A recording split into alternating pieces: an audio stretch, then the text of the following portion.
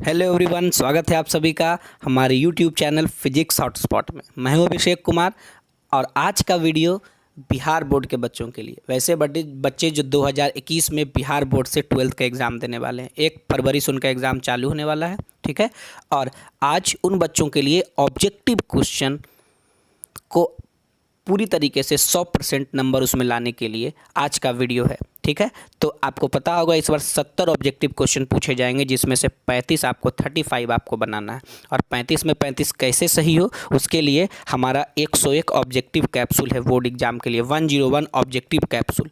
इस objective capsule का complete discussion करके आप 35 में 35 नंबर हम आपको दिला सकते हैं, ठीक है। तो इस वीडियो को अंत तक देखें। इस वीडियो के अंत में ये भी बताया जाएगा कि आप इस ऑब्जेक्टिव कैप्सूल को कहाँ से और कैसे डाउनलोड करेंगे।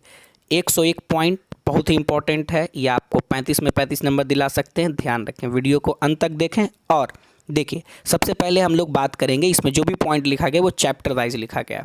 और चैप्टर वाइज मतलब सबसे पहले इलेक्ट्रोस्टैटिक्स आएगा, फिर करंट आएगा। चैप्टर वाइज 101 पॉइंट लिखा गया, आपको दिख भी रहा होगा। सबसे पहले इलेक्ट्रोस्टैटिक्स से स्टार्ट करेंगे, ठीक है। और तो हम लोग चालू करते हैं सबसे पहले। और जो लोग अभी तक हमारे चैनल सब्सक्राइब नहीं किए हैं, फिजिक्स हॉटस्पॉट जरूर सब्सक्राइब करें और बेल आइकन को प्रेस करें, ताकि आपको एग्ज़ाम से रिलेटेड अपडेट्स और वीडियोस मिलते रहे। तो लेट्स स्टार्ट। देखिए,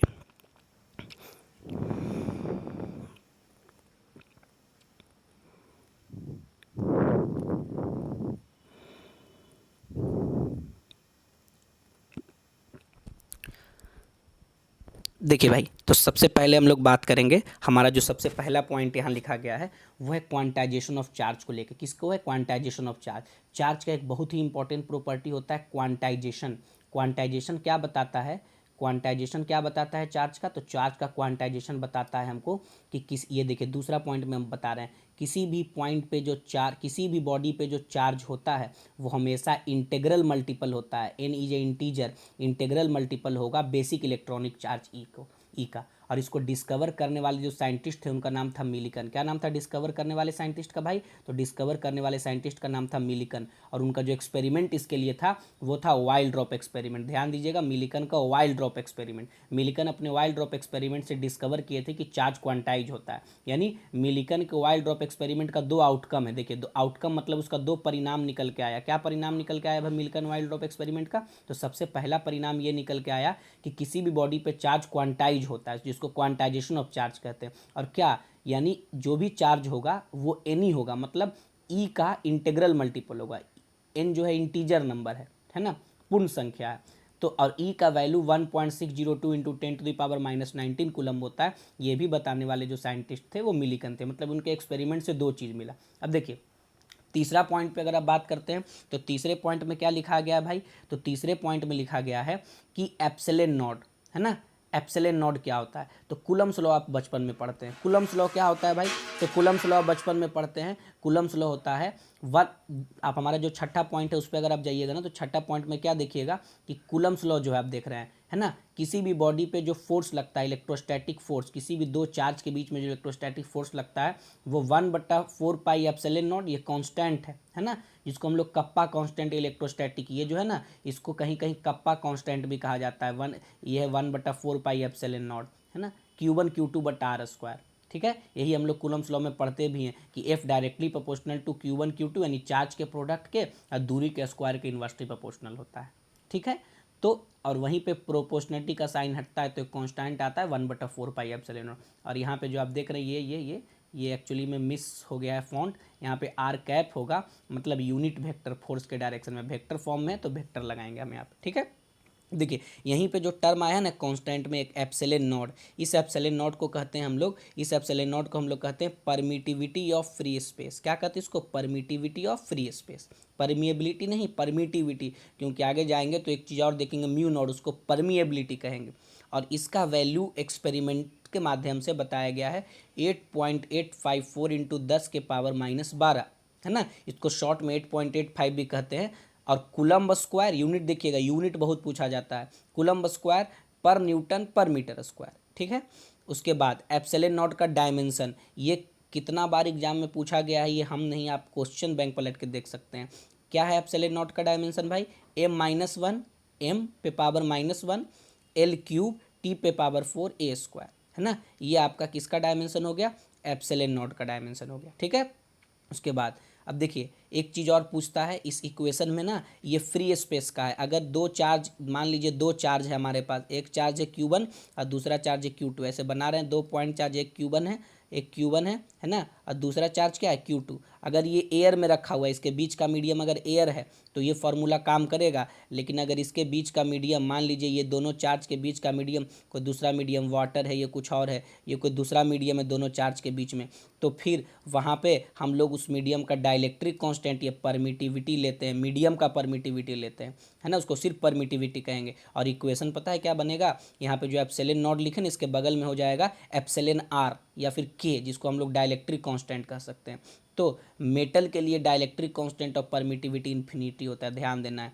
मेटल के लिए, किसके लिए, मेटल के लिए, किसी भी मेटल के लिए डाइलेक्ट्रिक कांस्टेंट का वैल्यू या परमिटिविटी का वैल्यू क्या होता है, इन्फिनिटी होता है, इनफाइनाइट होता है। अब देखिए जितना भी क्वांटिटी आपको मिलेगा, सारे क्वांटिटी का एसआई यूनिट है, उसका डायमेंशन लिख दिए, क्योंकि ये सब क्वेश्चन एग्जाम में पूछा जाता है, ठीक है। जैसे सबसे पहले आप बात करें इलेक्ट्रिक फील्ड का, इलेक्ट्रिक फील्ड का दो यूनिट अपने को मिलेगा, एक न्यूटन पर कूलम और दूसरा वोल्ट पर मीटर, न्यूटन पर कूलम और वोल्ट पर मीटर, है ना।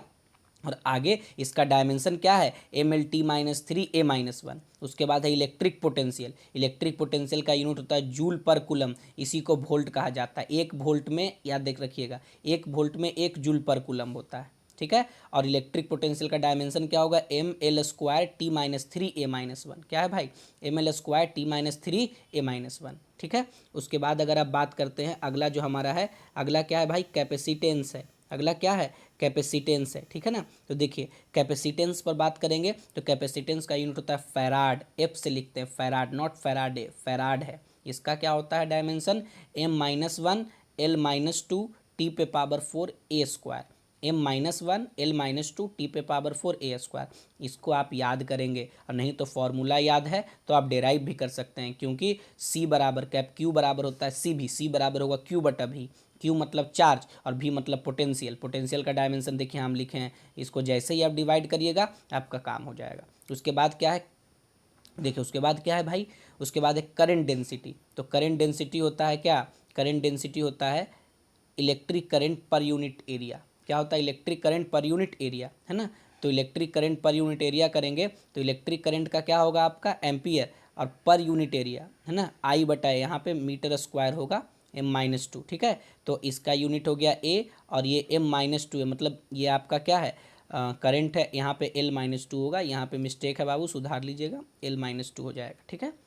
इलेक्ट्रिक एनर्जी, है ना, इलेक्ट्रिक एनर्जी, कोई भी एनर्जी को जूल में कहते हैं, इसी को वाट आवर में भी मेजर करते हैं, ध्यान रखिएगा। और जो हमारे घर में बिजली आता है, हमारे घर में क्या आता है, बिजली आता है ना, वो बिजली जो है उसमें जो यूनिट उठता है, हम कितना यूनिट खर्च कर रहे हैं, उसको कहते हैं बोर्ड ऑफ ट्रेड यूनिट, इसको शॉर्ट में BOT भी कहीं कहीं लिखा जाता है ना, BOT, ठीक है, बोर्ड ऑफ ट्रेड यूनिट। तो ये है kilowatt hour, kilowatt hour बताता है, एक किलो वाट आवर में क्या होगा, एक किलो वाट आवर कहने का मतलब 1000 वाट इंटू 1 घंटा। मतलब हमारे घर में जो बिजली बिल आता है, यूनिट जो उठता है वो किस हिसाब से उठता है, अगर हम 1000 वाट 1 घंटे में खर्च करेंगे तो 1 यूनिट उठेगा, है ना। तो इसी को 1 किलो वाट आवर कहते हैं। इसको जूल में बदलिएगा तो 1 किलो वाट आवर में क्या हो जाएगा, 1000 वाट हो गया इंटू 3600 हो गया। तो इसको आप क्या लिख सकते हैं, 36, इसको लिख सकते हैं 3.6 और 3 और 2 5, यहाँ पे पावर 6 होगा, यहाँ पे क्या होगा पावर, यहाँ पे अगर आप बात करिएगा यहाँ पे 10⁻6 होगा।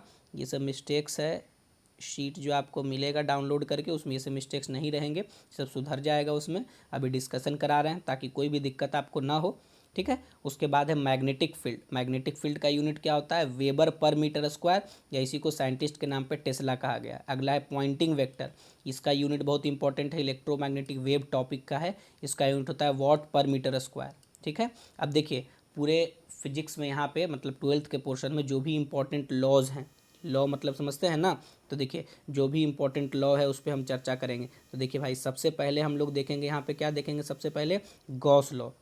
गॉस लॉ क्या होता है, फाई E = E.ds, है ना, इज इक्वल टू क्या, 1/ε0 टाइम्स ऑफ चार्ज इनक्लोज्ड। जो चार्ज इनक्लोज होता है उसका 1/ε0 टाइम्स, ये होता है Gauss law, 1/ε0 times of charge enclosed, जितना भी चार्ज गॉसियन सरफेस में रहेगा। आगे क्या है, एम्पियर्स सर्किटल लॉ, बहुत ही इंपॉर्टेंट है। B dot D L is equal to mu naught I, है ना, बी मैग्नेटिक फील्ड है, डी एल उसका line integral over the closed loop जो है वो म्यू नॉट आई के बराबर है। ठीक है।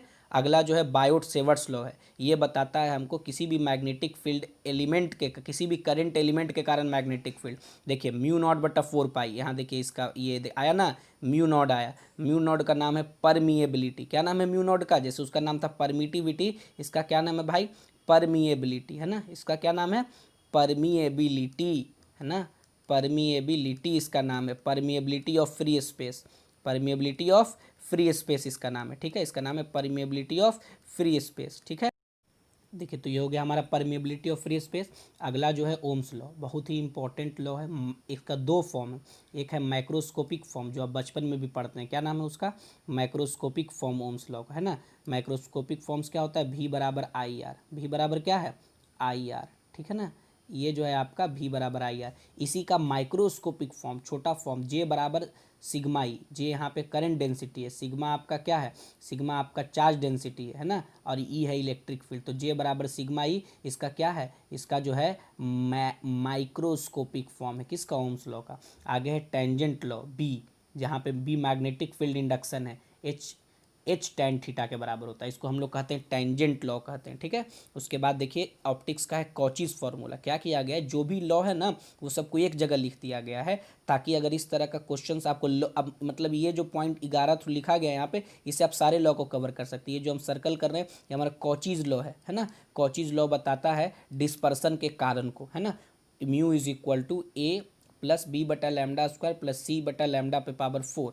ठीक है, उसके बाद है मैलूज लॉ, बताता है कि इंटेंसिटी जो होता है ट्रांसमिटेड लाइट का वो कॉस स्क्वायर थीटा के डायरेक्टली प्रोपोर्शनल होता है। थीटा जो होता है क्या होता है, एंगल होता है किसके बीच का, एनालाइजर और पोलराइजर के बीच का। वेव ऑप्टिक्स आप पढ़े होंगे तो ये, नहीं तो आप याद रखें I directly proportional to cos square theta, है ना। इसी को आगे जाके ऐसे लिखा जाता है, आई और प्रोपोर्शनलिटी का साइन हटता है तो लिखा जाता है I naught cos square theta, I naught cos square theta. ठीक है, ये चीज़। आगे देखिए ब्रेवेस्टर लॉ है, mu is equal to tan I P, mu is equal to tan I P, mu refractive index है, इसको आवर्त सारणी कहते हैं, और आई पी जो है पोलराइजिंग एंगल है, पोलराइजिंग एंगल, ये angle of polarisation, mu is equal to tan I P. ठीक है, उसके बाद है मॉसले लॉ, मॉसले लॉ क्या है, वी इज इक्वल टू ए और जेड माइनस बी का होल स्क्वायर। फिर है ब्रैक्स लॉ, ब्रैक्स लॉ बहुत कम पूछा जाता है, two n d sine theta, है ना, is equal to n lambda, है ना, ऐसे ये एन यहाँ पे नहीं होगा, 2d इंटू है यहाँ पे 2d sine theta is equal to n lambda, Bragg's law है।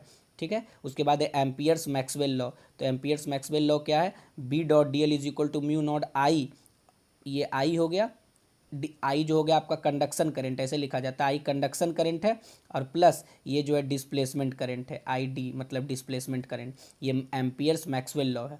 फिर क्या है, इलेक्ट्रिक फ्लक्स निकालने के लिए क्यूब वाला क्वेश्चन इलेक्ट्रिक फ्लक्स में अक्सर आपसे पूछा जाता है। तो देखिए क्यूब में, जैसे मान लीजिए कि क्यूब आप समझते होंगे किसको कहते हैं, जैसे मान लीजिए कि देखिए यहाँ पे क्या है, एक क्यूब है भाई, इस तरीके का एक क्यूब हम बना दे रहे हैं मान लीजिए आपके लिए, और इस क्यूब के सेंटर पे, कहाँ बोले, इस क्यूब के सेंटर पे अगर एक चार्ज रखा गया है, स्मॉल क्यू, छोटा वाला क्यू, एक चार्ज रखा गया है सेंटर पे, तो इस क्यूब से टोटल फ्लक्स जो निकलेगा, गॉस लॉ क्या बताता है, क्यू इनक्लोज बटा एप्सिलॉन नॉट, तो इस क्यूब के अंदर कितना चार्ज इनक्लोज है, क्यू और बटा एप्सिलॉन नॉट, है ना। अब एक फेस से कितना निकलेगा, एक फेस से, तो यहाँ 6 फेस होता है, मान लीजिए इस फेस से बात करें तो हर फेस से कितना निकलेगा, तो जितना संख्या है टोटल कितना है, क्यू बटा एप्सिलॉन नॉट, उसको 6 फेस में बांट दीजिए तो क्यू बटा 6 एप्सिलॉन नॉट होगा, क्या होगा, क्यू बटा 6 एप्सिलॉन नॉट होगा। समझ रहे हैं बात को, तो ये हो गया एक फेस से। उसके बाद देखिए, उसके बाद हमारा जो अगला पॉइंट होगा, यहीं पे अगर पूछता है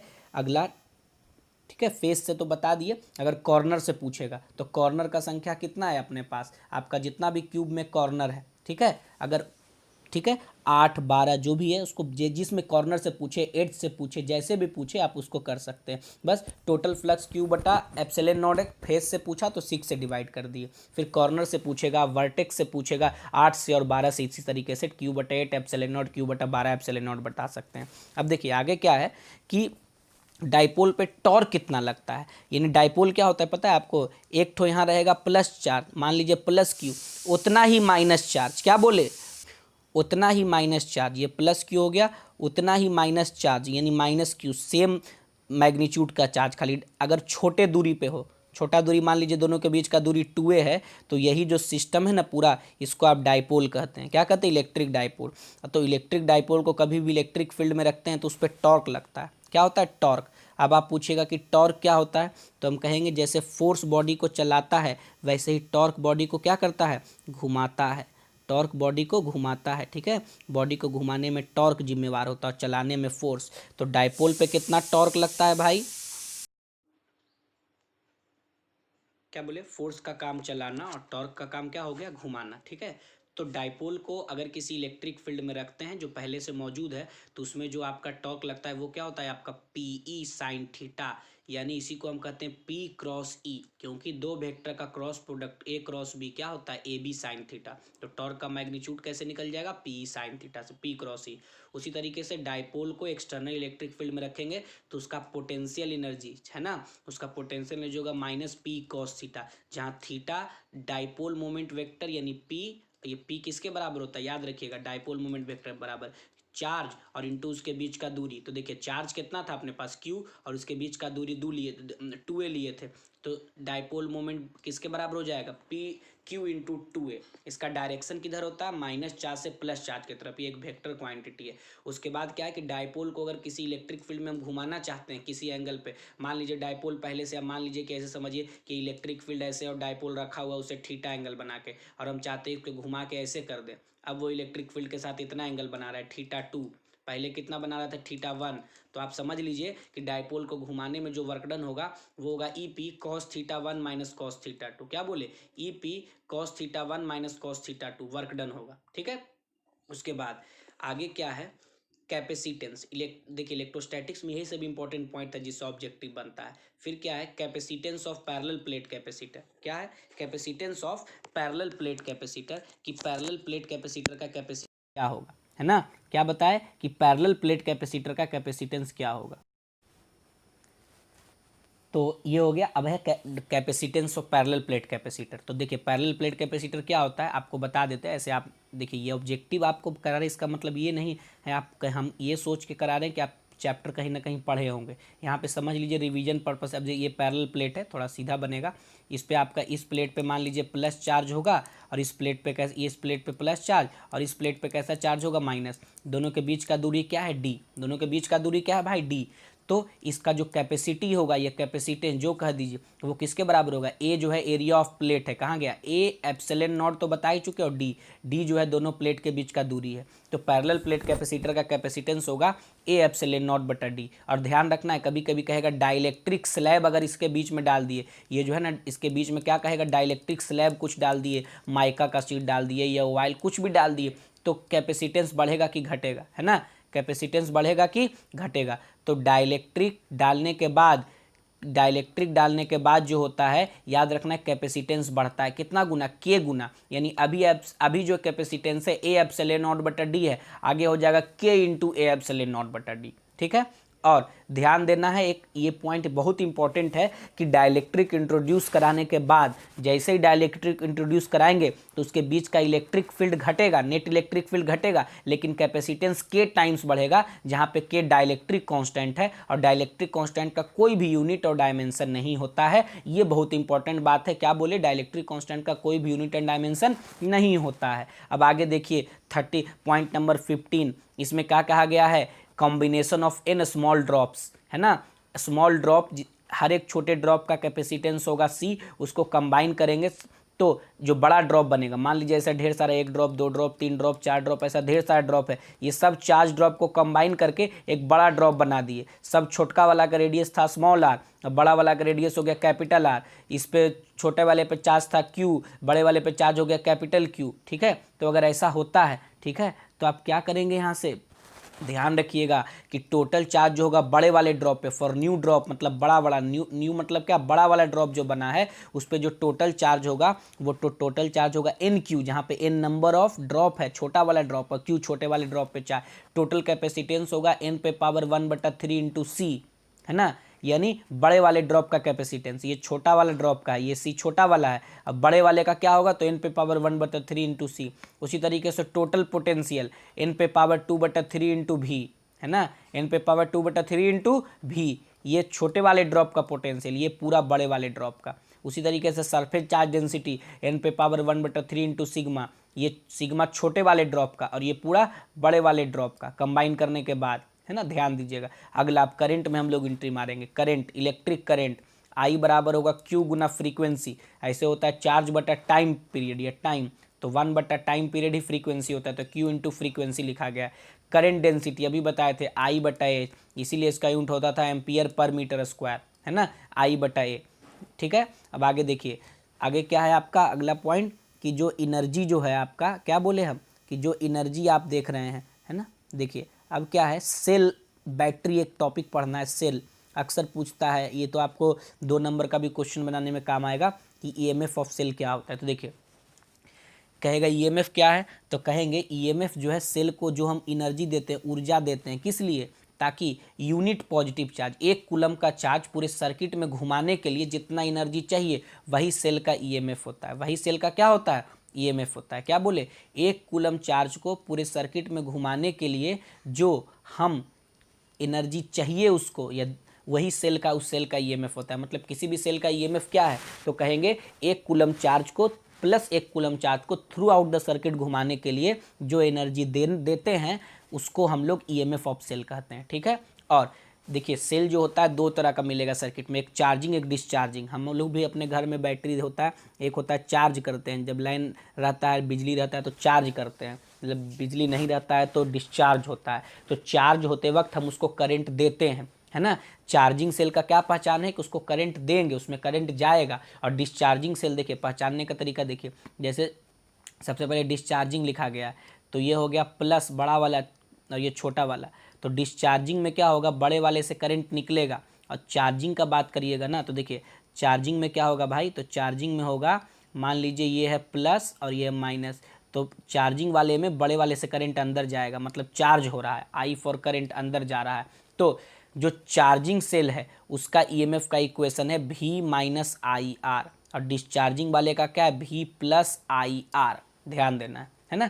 और आगे बहुत ही इंपॉर्टेंट बिहार बोर्ड के लिए क्या है कि बैलेंस व्हीटस्टोन ब्रिज क्या होता है। क्या पूछेगा आपसे कि बैलेंस्ड व्हीटस्टोन ब्रिज क्या होता है भाई, तो बैलेंस्ड व्हीटस्टोन ब्रिज में P/Q R/S के बराबर होता है। किसके बराबर होता है वो, P/Q R/S के बराबर होता है। मतलब आप पढ़े होंगे 4 रेसिस्टेंस होता है, 1 2 3 4, और ये इस तरीके से बैटरी से क्या जुड़ा हुआ रहता है, इस तरीके से बैटरी से जुड़ा हुआ रहता है, बीच में गैल्वेनोमीटर लगा हुआ होता है इस तरीके का, और इससे जब कोई करंट नहीं बहता है, मतलब IG मतलब गैल्वेनोमीटर का करंट 0 है, तो उस समय कहते हैं कि व्हीटस्टोन ब्रिज बैलेंस, और चारों का इसका रेशियो और इसका रेशियो, ऊपर वाला PQ नीचे वाला RS, ये रेशियो बराबर होता है, तो हम क्या कहते हैं कि व्हीटस्टोन ब्रिज बैलेंस है।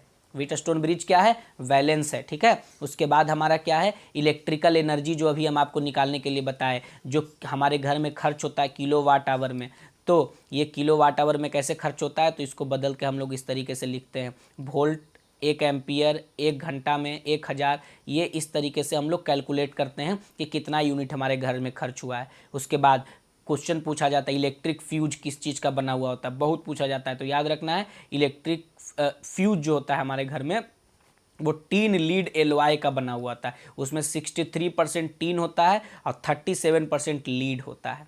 ठीक है, अगला मीटर ब्रिज का प्रिंसिपल क्या है, तो मीटर ब्रिज का प्रिंसिपल है वैलेंट व्हीटस्टोन ब्रिज। उसमें क्या होता है कि P/Q is equal to L और 100 माइनस L, ये R/S के बराबर होता है, जहाँ पे L बैलेंसिंग लेंथ होता है, देखेंगे मीटर ब्रिज में। ठीक है, उसके बाद क्या है आपका इलेक्ट्रोलिसिस का लॉ है, first law of electrolysis, M बराबर ZQ और Q बराबर IT होता है। ठीक है, तो ये हो गया फर्स्ट लॉ ऑफ इलेक्ट्रोलिसिस। उसी तरीके से second law of mass deposited directly proportional to E होता है, तो M1/M2 is equal to E1/E2, ये सेकेंड लॉ ऑफ इलेक्ट्रोलिसिस है। क्या ये, सेकेंड लॉ ऑफ इलेक्ट्रोलिसिस। उसके बाद क्या है, थॉमसन्स कोफिशिएंट है, sigma is equal to dV/dt, ये सब भी ध्यान रखना है आपको। थर्मो इलेक्ट्रिक पावर S से dE/dt है, इसको अल्फा प्लस बीटा टी कहते हैं। क्या कहते हैं, अल्फा प्लस बीटा टी कहते हैं। और ये इसी तरीके से 27 पॉइंट का डिस्कशन हम लोग कर चुके हैं, है ना। अब हम लोग आगे की ओर जाएंगे, और हमारा अगला चैप्टर जो है वो क्या है, मैग्नेटिक इफेक्ट ऑफ करंट। ठीक है, मैग्नेटिक इफेक्ट ऑफ करंट में ये सब ध्यान रखिएगा। टोरवाइड के अंदर जो मैग्नेटिक फील्ड होता है वो किसके बराबर होता है, टोरवाइड के अंदर म्यू नॉट एन आई। ठीक है, ध्यान देना है। लॉरेंज फोर्स F बराबर क्यू भी क्रॉस बी, खूब पूछा जाता है कि अगर कोई क्यू चार्ज भी वेलोसिटी से मूव कर रहा है बी मैग्नेटिक फील्ड में तो उस पर जो फोर्स लगता है वही लॉरेंज फोर्स होता है, क्यू और इंटू भी क्रॉस बी। और यहीं पर अगर इलेक्ट्रिक फील्ड भी मौजूद रहेगा तो लिखा जाता है क्यू इंटू ई प्लस भी क्रॉस बी, है ना, ई प्लस भी क्रॉस बी। ठीक है, ई प्लस क्या लिखा जाता है, भी क्रॉस बी, कब, जब इलेक्ट्रिक फील्ड भी मौजूद होता है तब, है ना, क्यू इंटू ई प्लस भी क्रॉस बी, ये आपका होता है। और खाली मैग्नेटिक फील्ड रहेगा तो क्यू इंटू भी क्रॉस बी होता है। अब देखिए कोई भी चार्ज पार्टिकल अगर परपेंडिकुलरली मैग्नेटिक फील्ड में घुसता है तो उसका पाथ होता है सर्कुलर, और जिस सर्कल में घूमता है उसका रेडियस होता है एम भी बटा क्यू बी, एम बी बटा क्यू बी। और उसमें जो घूमेगा तो उसका टाइम पीरियड भी पता होना चाहिए आपको, होता है 2πm बटा क्यू बी, 2πm बटा क्यू बी, ये होता है आपका रेडियस, है ना, ये क्या होता है आपका रेडियस होता है। और ये टाइम पीरियड के रेसिप्रोकल को हम लोग क्या कहते हैं भाई, फ्रीक्वेंसी कहते हैं। ये सब भी ध्यान रखना है। तो फ्रीक्वेंसी बराबर क्या हो जाएगा, इसको उल्टा कर देंगे क्यू बी बटा 2πm। ठीक है, अब आगे देखिए, आगे है moving coil galvanometer. Moving coil galvanometer किस प्रिंसिपल पे काम करता है, तो किसी भी मैग्नेटिक फील्ड में अगर आप मूविंग कॉइल को रखते हैं तो उस पर टॉर्क लगता है कितना, बिना साइन थीटा, या कह सकते हैं एन आई बी ए, मैक्सिमम टॉर्क, जहाँ पे एन कॉइल एन आई बी ए, जहाँ पे एन कॉइल में कॉइल के अंदर टर्न है, कॉइल के अंदर टर्न है एन, आई आपका करंट है, बी मैग्नेटिक फील्ड है, ए एरिया है। ठीक है, तो ये हो गया आपका, उसी पे काम करता है मूविंग कॉइल गैल्वेनोमीटर। उसी में का एक बहुत ही इंपॉर्टेंट टर्म है करंट सेंसिटिविटी। करंट सेंसिटिविटी होता है क्या आपका, डिफ्लेक्शन, क्या होता है करंट सेंसिटिविटी आपका, deflection per unit current, deflection per unit current. ठीक है ना, ध्यान दीजिएगा। अब आगे है गैल्वेनोमीटर का सेंसिटिविटी कैसे बढ़ा सकते हैं, तो ध्यान रखना है गैल्वेनोमीटर के सेंसिटिव गैल्वेनोमीटर के लिए नंबर ऑफ टर्न ज़्यादा होना चाहिए, एरिया ज़्यादा होना चाहिए, मैग्नेटिक फील्ड ज़्यादा होना चाहिए, के का वैल्यू कम होना चाहिए। ठीक है, उसके बाद देखिए गैल्वेनोमीटर को हम आम मीटर और वोल्ट मीटर में बदलते हैं। तो गैल्वेनोमीटर को आम मीटर में बदलने के लिए उसके साथ हम एक रेसिस्टेंस जोड़ते हैं, है ना, वो कौन सा रेसिस्टेंस होता है भाई, उसको कहते हैं शंट। तो शंट कैसे निकलता है, शंट का फॉर्मूला है आई जी, आई माइनस आई जी और इंटू जी, जहाँ पे जी जो होता है गैल्वेनोमीटर का रेसिस्टेंस है, आई जी गैल्वेनोमीटर से पास करता हुआ करंट है। ठीक है, उसके बाद देखिए मैग्नेटिक डिप है। मैग्नेटिक डिप क्या है, the smaller angle subtended between magnetic axis and geographic axis and horizontal, है ना, यानी कहने का मतलब ये है कि मैग्नेटिक एक्सिस और ज्योग्राफिकल एक्सिस और हॉरिजॉन्टल के बीच में जो छोटा सा एंगल बनता है उसको मैग्नेटिक डीप कहते हैं। ठीक है, फिर मैग्नेटिक ससेप्टिबिलिटी है जिसको काई से लिखते हैं, ये 1/h होता है। क्यूरी लॉ इन मैग्नेटिज्म, ये सब इंपॉर्टेंट पॉइंट है, छाट के लिखा गया।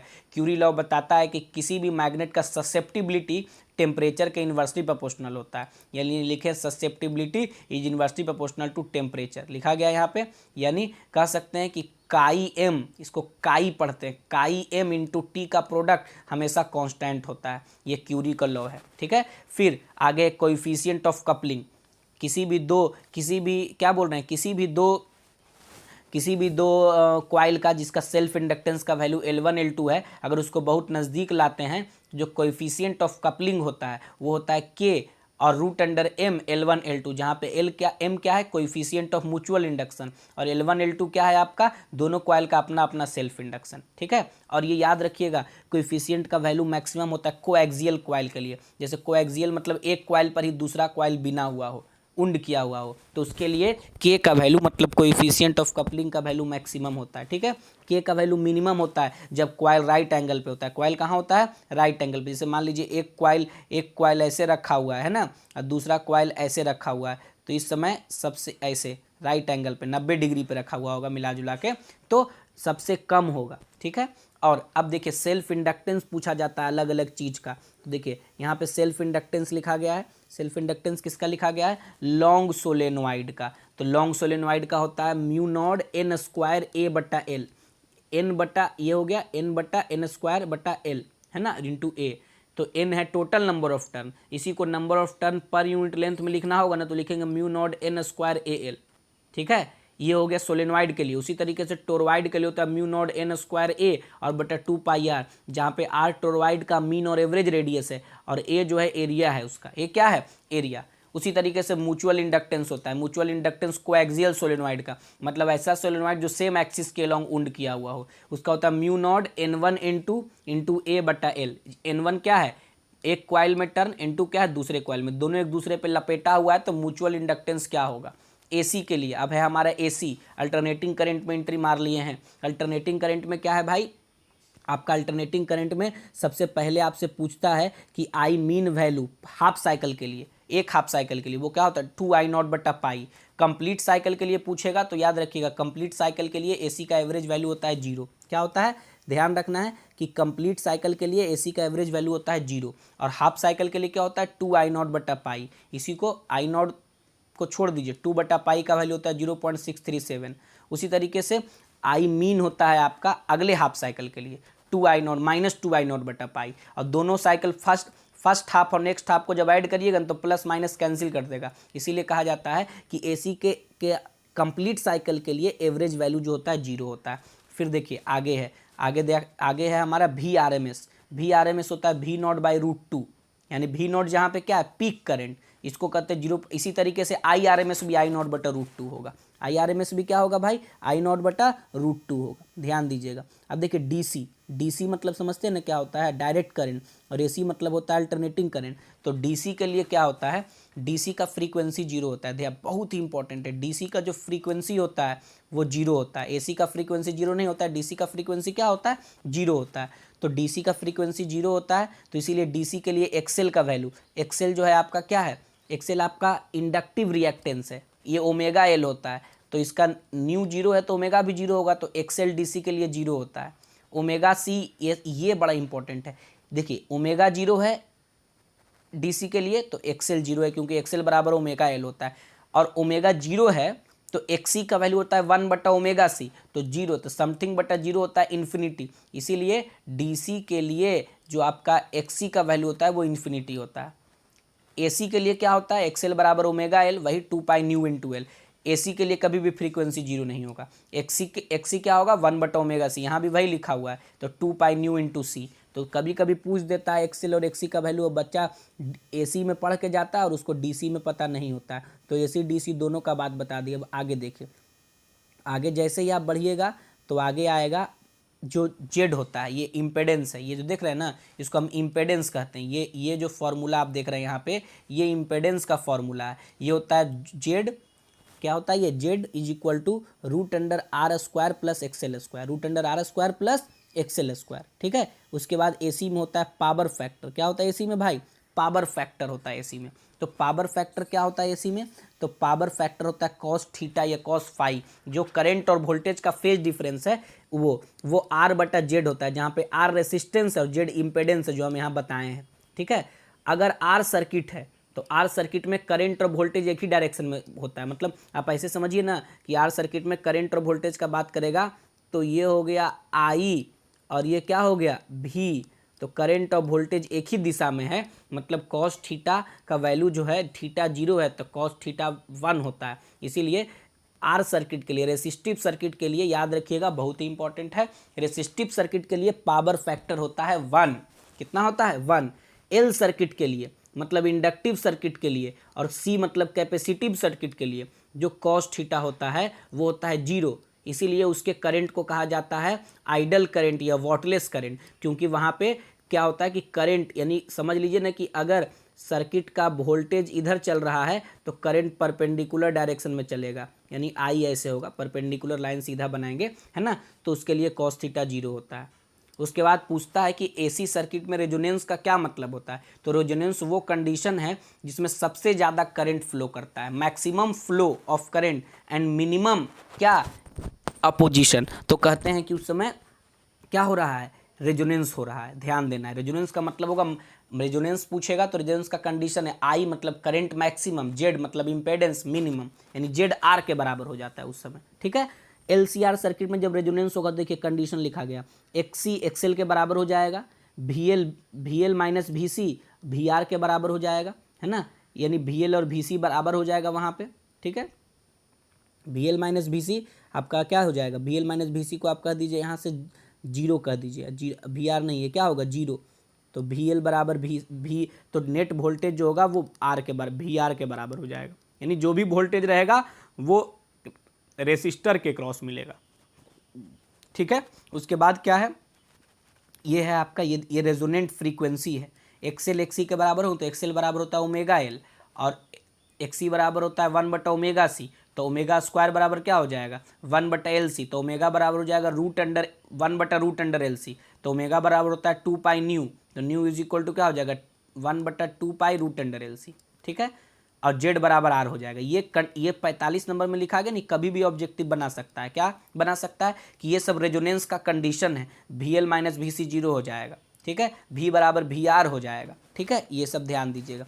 आगे क्या है, ट्रांसफॉर्मर जो होता है, क्या होता है आपका ट्रांसफॉर्मर किस प्रिंसिपल पे काम करता है, तो ट्रांसफॉर्मर काम करता है आपका म्यूचुअल इंडक्टेंस, है ना, और किस में, ओनली उल्टा लिखा गया है AC में, DC में नहीं। ट्रांसफॉर्मर AC में काम करता है, कभी भी ट्रांसफॉर्मर DC में काम नहीं करता है। और इसका प्रिंसिपल क्या है, म्यूचुअल इंडक्टेंस। क्या है आपका भाई, इसका प्रिंसिपल क्या है, म्यूचुअल इंडक्टेंस, ध्यान देना है। उसके बाद क्या है, ट्रांसफॉर्मेशन रेशियो। तो K बराबर होता है क्या आपका, देखिए ट्रांसफॉर्मेशन रेशियो जो होता है number of turn in secondary coil और number of turn in primary coil के रेशियो को हम लोग कहते हैं ट्रांसफॉर्मेशन रेशियो। ये कह सकते हैं सेकेंडरी कॉइल का EMF और डिवाइडेड बटा सेकेंडरी कॉइल प्राइमरी कॉइल का EMF, या फिर कह सकते हैं प्राइमरी कॉइल का करंट और सेकेंडरी कॉइल के करंट। इसके रेशियो को K कहा जाता है, ट्रांसफॉर्मेशन रेशियो। और ये ट्रांसफॉर्मेशन रेशियो जो होता है ये ट्रांसफॉर्मर के टाइप को डिसाइड करता है। अगर ये K का वैल्यू 1 से बड़ा है तो हम कहेंगे ये स्टेप अप ट्रांसफॉर्मर है। अगर K का वैल्यू 1 से छोटा है तो हम क्या कहेंगे, स्टेप डाउन ट्रांसफॉर्मर है। यानी स्टेप अप ट्रांसफॉर्मर के लिए K 1 से बड़ा होगा, यानी NS NP से बड़ा होगा। सेकेंडरी कॉइल में टर्न ज़्यादा, प्राइमरी कॉइल में टर्न कम। उसी तरीके से K 1 से छोटा है तो स्टेप डाउन। K 1 से छोटा कब होगा, जब न्यूमरेटर छोटा होगा, डिनोमिनेटर क्या होगा, बड़ा होगा। मतलब प्राइमरी कॉइल में ज़्यादा करंट, प्राइमरी कॉइल का EMF ज़्यादा होगा, उसमें टर्न ज़्यादा होगा, तो कहेंगे हम स्टेप डाउन ट्रांसफॉर्मर है। क्या है आपका, स्टेप डाउन ट्रांसफॉर्मर है। देखिए यहाँ तक आपको डिस्कशन करा दिया गया है इस वीडियो में। इसके बाद हमारा पार्ट 2 आएगा।